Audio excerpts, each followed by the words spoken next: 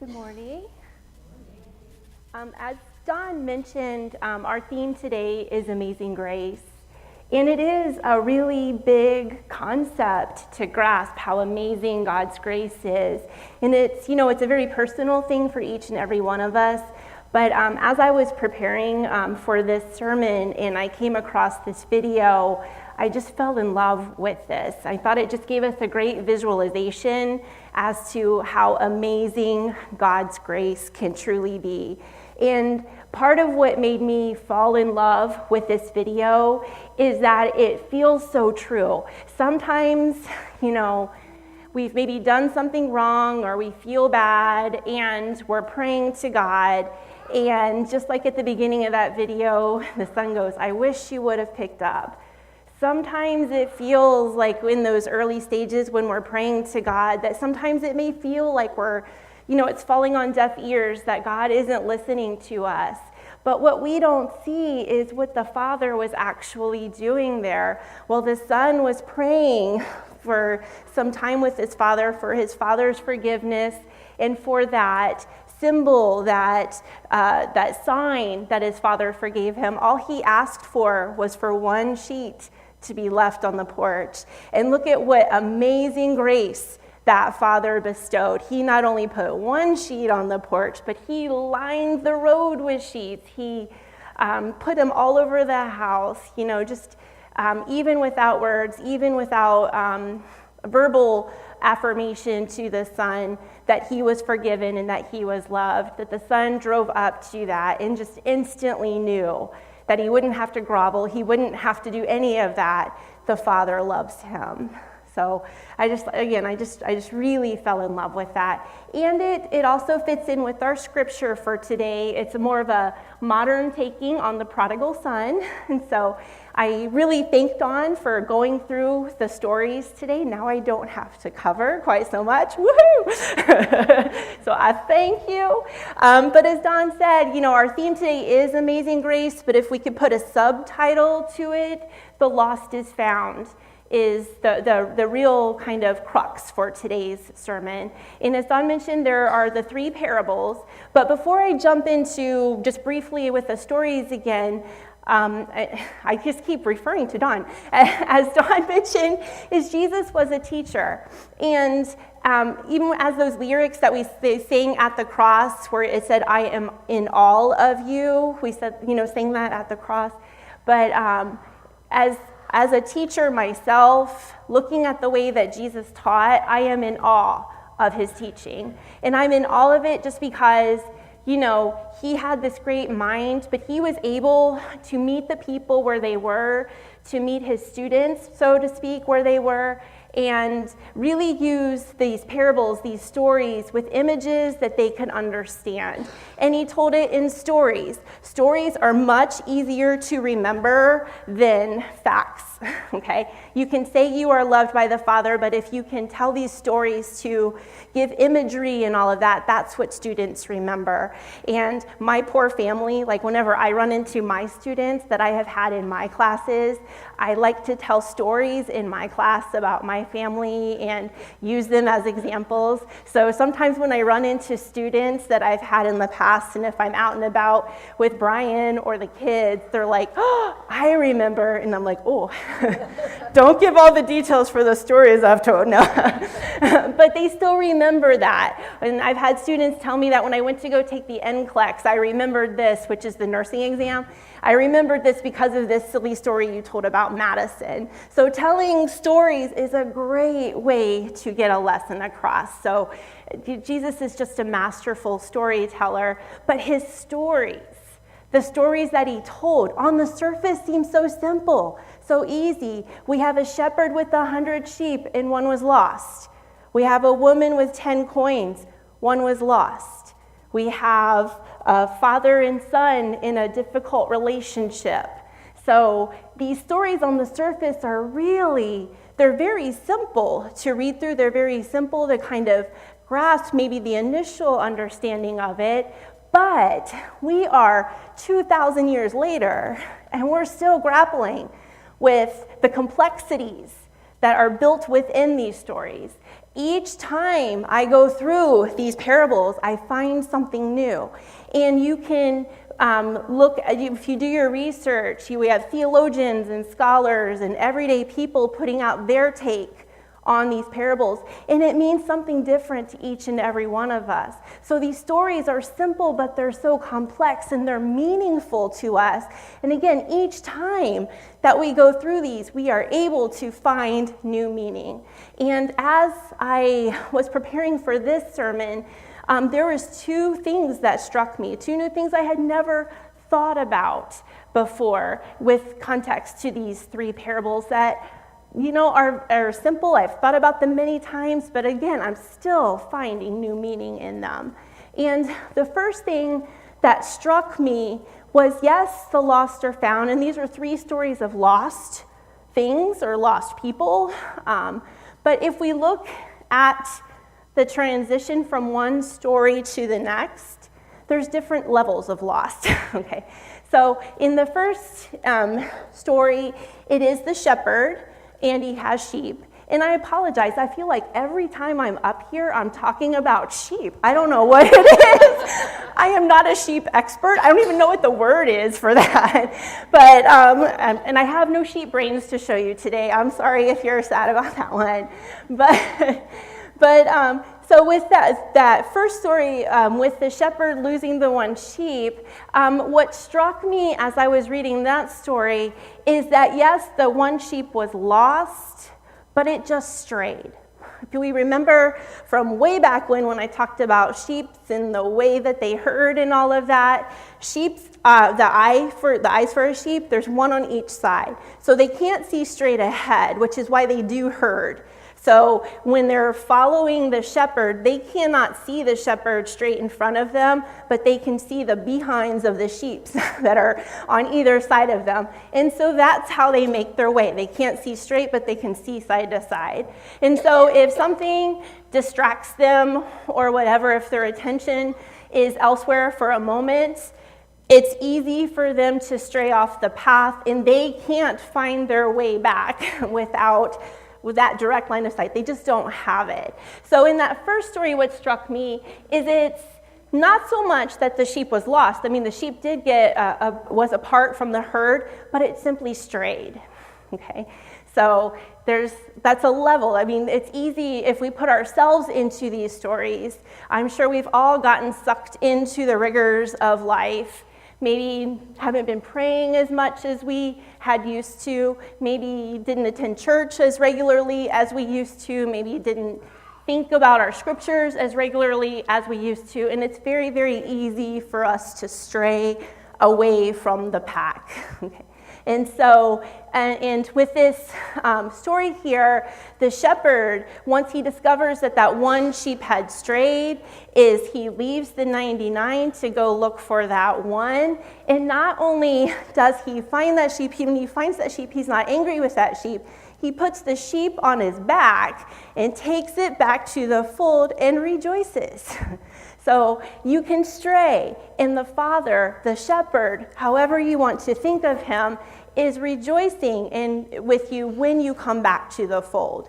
You don't have to grovel. It's grace, God's grace. The second story with the woman with the lost coins, so she had the 10 coins and then one was lost.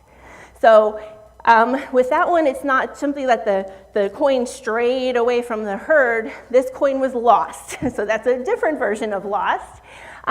So we know that at one point, those 10 coins had been together. Now the one coin is away. And it could be that, if we're putting ourselves into this story, it could be that something hurt you at your church, so to speak, and then you go away from church. Or life changes, you move, and you're not part of a church community anymore. So you would be lost to the grouping. But again, when you find your way back, or when the woman goes searching for you and the Spirit is constantly after you, when you find your way back, not only does she woohoo, found my last coin, she calls all of her neighbors and says, you gotta come party with me because I found my lost coin. So there's another level of lost, okay? With the prodigal son, the third story, I mean, that one's pretty I mean, if we take a look at what the story is telling us, is this son doesn't just stray. He doesn't just go away and become lost for a while. This son spits in his father's face, sins in the worst ways that are possible. So, I mean, asking for his inheritance before the father dies is basically like saying, I wish you were dead. That's pretty hard to hear, I would imagine, as a parent. I mean, he just spits in his father's face. Hearing the next thing is like the son goes away and lives the wild life. And I will not get into the details of what wild living is, but we can just like let our imaginations go. He has sinned in some pretty major ways. He's wasted money, done drink, whatever. We'll just leave it there. But he has lived the wild life. And then in the Jewish custom, pigs are unclean. So for him to take a job as feeding and cleaning up after pigs, that's about the most disgusting, most unclean thing a person could possibly do. So in this story here that Jesus is telling, I mean, he's giving these extreme examples. He's painting this son in the worst possible ways that you can imagine. This is the most disgusting. He spit in my face. He defied me. He sinned. He's a terrible, terrible person. But the father, when he sees the son walking down the lane, he runs to him, which again in Jewish faith would not happen. As soon as that son left, that son would have been dead to that father. He would have been cut from the family. He would not have been welcomed back at all, even as a servant, as the son was going to come beg to be. So we've got these different levels. We've got someone who strayed.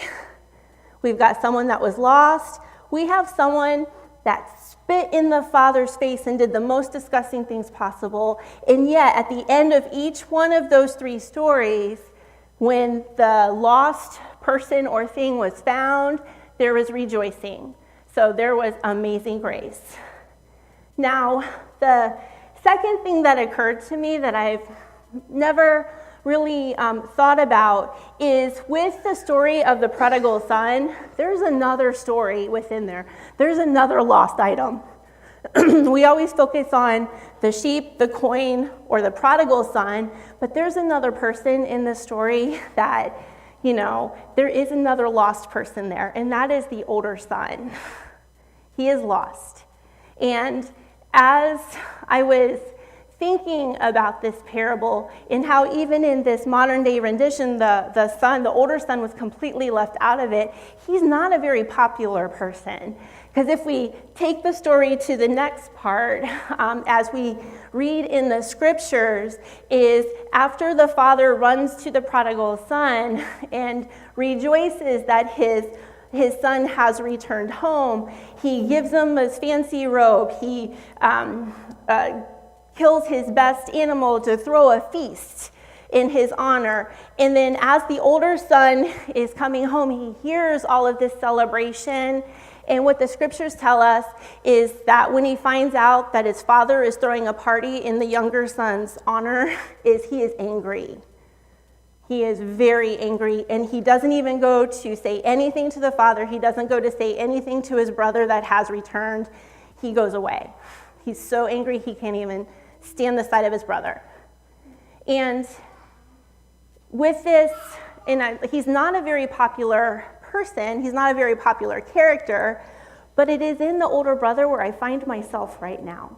So I'm going to take some liberties, and I'm going to tell his story just a little bit. It is my testimony that this older brother is just as lost as the younger brother. And he's got his issues, he's got his torments, and it is my testimony that, again, he is lost, and that is where I find myself right now. So thinking about this older brother, just by design, just by law, just by the way that life worked, he was to get the major inheritance. So when the father did finally die, whatever business that they had was the home was going to be his, The servants were going to be his to care for. He had a lot of responsibilities. And you kind of get the feeling that since the brother was away when the son came back, that he was off working, he was off learning the business, he was off being busy. Now, the reason I say I find myself with this older brother right now is that when you don't really feel like you have a choice as to how your life is going to turn out, when you feel trapped possibly by responsibilities that you would not have chosen to take, the home becomes the older brother's by law, not by his choosing. The servants become his responsibility by the law, not by his choosing. Keeping that business thriving, keeping all those people fed, that's a lot of responsibilities that are falling straight on this older son's shoulders, and it's not by his own choosing. It is just by virtue of him being the oldest son, by him being the firstborn. It's going to be his. And it's easy when you have certain responsibilities. I mean, think about all the hats that we wear in our lives. Just for me personally, I'm working in my work. I'm a teacher, so I have responsibilities to my students. They have certain expectations, and sometimes I honestly feel trapped in their expectations, that you try to maybe take things a little bit different way, but they expect the class to be taught a certain way, and you get trapped into that. As also in my job, I hire faculty and I train faculty and I mentor faculty. They have a lot of expectations on me. I have to keep to the budget. I have to set a budget and keep to a budget. I've got a lot of hats that I have to wear in my job, a lot of responsibilities, a lot of expectations. And while I'm grateful to have my job, I truly feel trapped by some of those responsibilities. And I sometimes feel like life is happening to me without my say-so. I just had a meeting this week. I think my job is being converted to a full-time job. I didn't ask for it. It certainly will be nice. I mean, there are certain benefits to it, but because it's out of my control, it's out of my say-so, I feel trapped by that. We also have responsibilities as parents. You know, my kids have certain expectations of where I'll be, what I'll do, when I'll do it, all of that. I have expectations here at church. And I certainly don't look at those as a burden, but there are certain expectations, and sometimes I feel trapped by these expectations. And when you put into perspective, and I don't always put a lot of stock into the birth order personalities and in the psychology of that, when you do look at the birth order psychology, what psychologists will tell you about a firstborn is that we bear responsibility, or we take responsibility for things even when it's not for us to take. We feel responsible for an awful lot of stuff. Guilty. The other thing is that we take that responsibility very seriously. And I think that older brother in our story, because he's working so hard and feels the weight, the burden of the responsibilities, he has taken it very, very seriously, and you don't want to let anybody down. That gets to be the real sticky point, because when you are living your life trying to meet the expectations of a lot of different people, you feel maybe like you're floating through your life. You don't want to let anybody down. Sometimes you kind of lose who you are. So even a few years ago, I had my evangelist blessing done because I was having a crisis. My kids were getting older.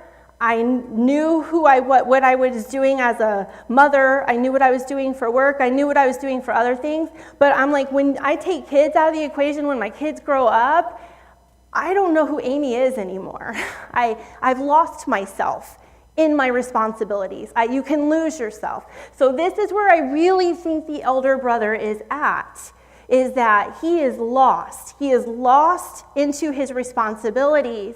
And I think when he comes home and he hears that celebration, he's probably angry at his brother for doing wrong. But what I think makes him the angriest is he has come face to face with Amazing Grace.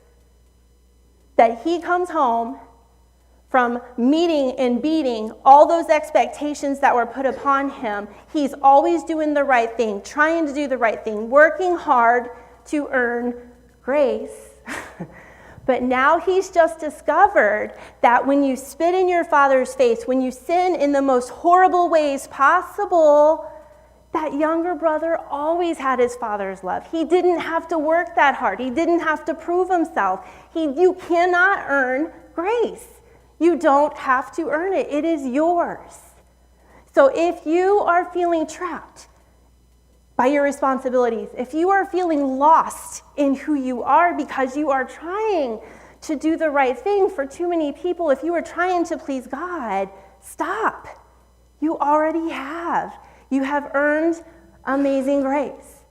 So my invitation to each one of you is, if you feel like you have strayed, if you feel like you are lost, like the coin, which you're here, so I doubt that you are feeling lost like a coin. But if you are feeling like maybe you've sinned, or if you are just feeling the weight of responsibilities, that you are trying to prove yourself to your God, you are trying to prove yourself to your congregation, if you are trying to prove yourself to your parents, trying to prove yourself to anybody, stop. Again, I would like to encourage you, if you are looking for a sign, if you are looking for an invitation to reach out to your God, to reconnect with your God, let this be your sign. Thank you.